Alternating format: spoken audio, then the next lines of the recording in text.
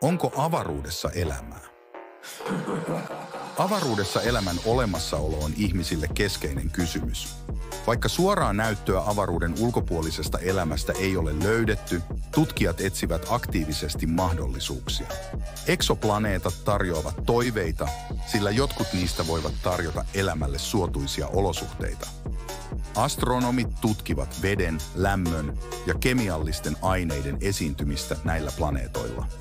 SETI-hankkeet seuraavat avaruudesta tulevia signaaleja, joista osa on herättänyt kiinnostusta älykkään elämän mahdollisuudesta.